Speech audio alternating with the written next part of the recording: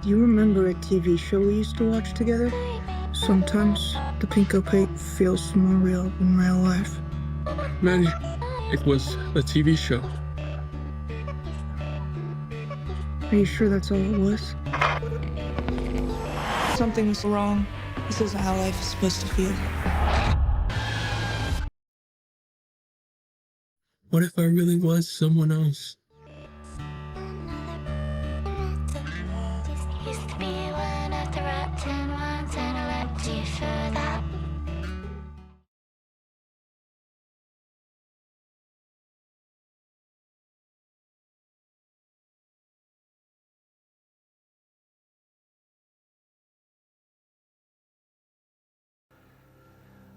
I have been sitting in my feelings thinking about I Saw the TV Glow for weeks now.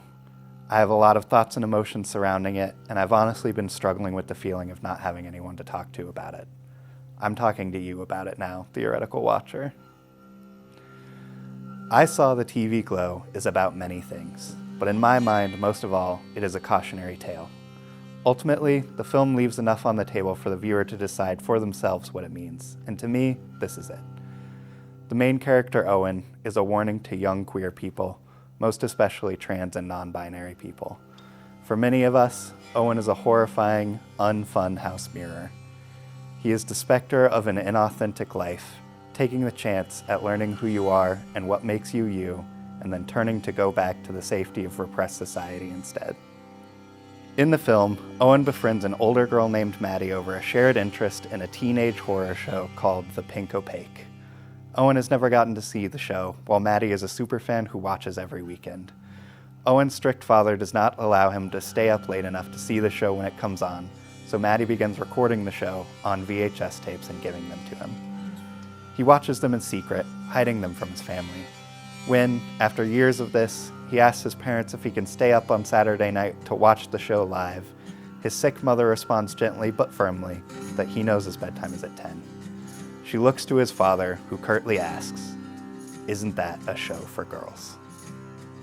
After this conversation, Owen begins regularly lying to his parents about spending the night at the house of a former friend on Saturdays, while actually sneaking over to Maddie's house to watch the show together. One weekend, Maddie talks to Owen about her experience as a queer person in the suburbs and how she wants to escape. She tells him to lie to his family again next weekend and meet her on the football field so that they can run away together. Owen agrees, but becomes extremely frightened and instead goes to the house of the former friend he had been lying to his parents about and confesses everything, begging his friend's mother not to let Maddie take him. A few months later, Maddie disappears from town without a trace, only leaving behind her burning television set. That same night, The Pink Opaque is canceled and airs its final episode. In it, the show's main characters are captured by its evil antagonist and are buried alive, with their hearts having been ripped out and stored in refrigeration. In the film, Owen and Maddie's relationships to the Pink Opaque are representative of their relationships to their own queer identities. While never stated in words, the film, with no uncertainty, shows us that Owen is a trans individual. When, 10 years after her disappearance, Maddie returns to find Owen, she tells him something he cannot believe. The show, The Pink Opaque, is their true lives, and this world is the false one. In the show's world, she and he have a special connection, and he is a girl.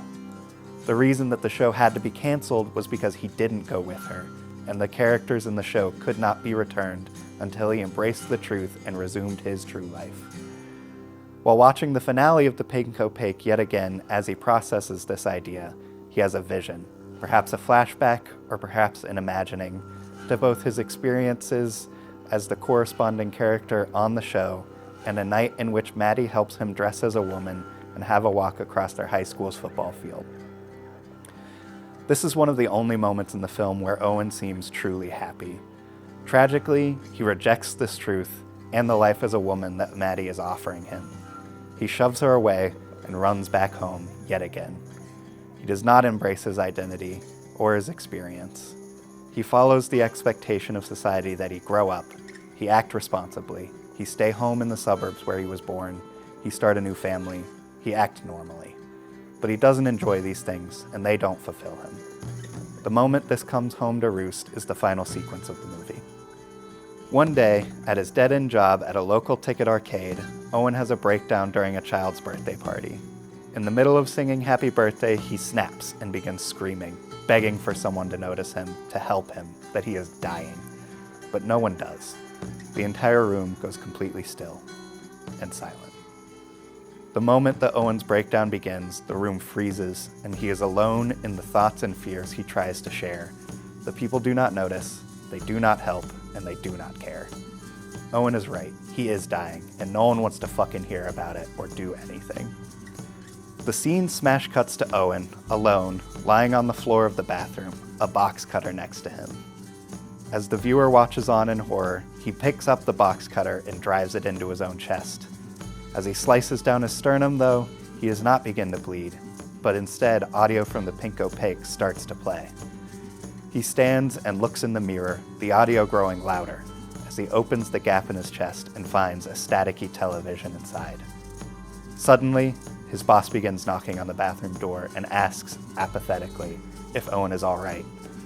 Owen and the viewer are yanked from the moment, and as he leaves the bathroom, he apologizes profusely to every person that he sees.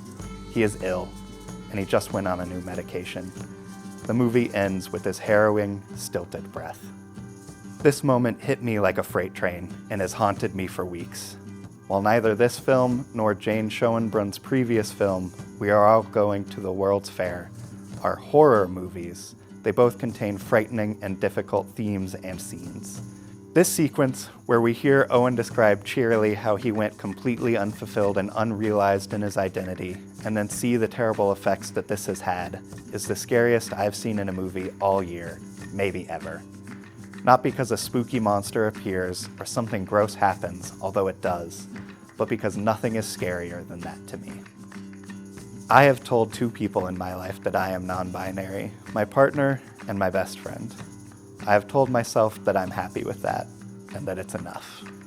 But it's not, and I'm not. I don't want to hide anymore, and I haven't for a long time. This movie has made me feel afraid of doing that. I want to tell my family. I want to share with the people who are important to me. I want to be who I am. In the car ride after the movie with my partner, the struggle I had was almost crushing. What did it mean, she asked me. I'm reading reviews and seeing a lot of trans people say it hit them really hard and spoke to them, but I don't really get that. This was difficult for me because I was profoundly hit by it. I hadn't been able to talk to her about it. I asked her a few days later, "You really don't see any themes about gender in the movie?" And she said no, not really. These questions, what does it mean and what is there about gender, are ones I've seen a lot of cis people asking. Much of the analysis of the film I have seen from cis people relate its plot and themes to fandom. Don't hear me say that and think I'm dismissing those themes from the movie, however. As I said before, the movie's about a lot of things, and teenage fandom is certainly one of them. But it's about fandom in a very specific way. The way that many young queer people use fandom as a way to experience and see themselves in the world, even when they don't realize this is what they're doing. Like I said before, the relationships these characters have to fandom is a representation to their relationships to queerness. To the question of what theming there is around gender, I hope that the film as I've laid it out here is clear. As to the meaning of the final sequence, these moments read extremely clearly and directly to me when viewed from the lens of genderqueerness. Owen has a real freak out at a party because he is not fulfilled in his life. The people go completely still and silent, however, not because it's a metaphorical breakdown or isn't really happening, but because they don't care why he's freaking out and they don't care to help. They only want him to stop. They are only silent and unmoving in Owen's head, because the sounds and movements they are making are only meant to mollify, and he's not receptive to them. He is completely alone in his anguish. Owen finding the TV in himself, on the other hand, is not a literal event, but a representation of an experience I think most queer people have at some point. That of feeling completely invalidated in your identity by society and examining yourself to see, is it true? Am I really just fucked up and lying about who I am? And discovering that no, your identity is real, and it is a part of you, and it has always been there, and it doesn't go away. The horror then comes from the next moment. the one in which he denies it and chooses yet again to walk away. If I have one thing to say at the end of this review, it's this: don't deny it and don't choose to walk away again. I know it's hard, and I know it's scary, and I know it might mean losing things, losing connections, losing people, losing family. But those things, if they can't accept you for who you are, they don't deserve you, and you deserve better. Come over to the other side. It's better here, I promise.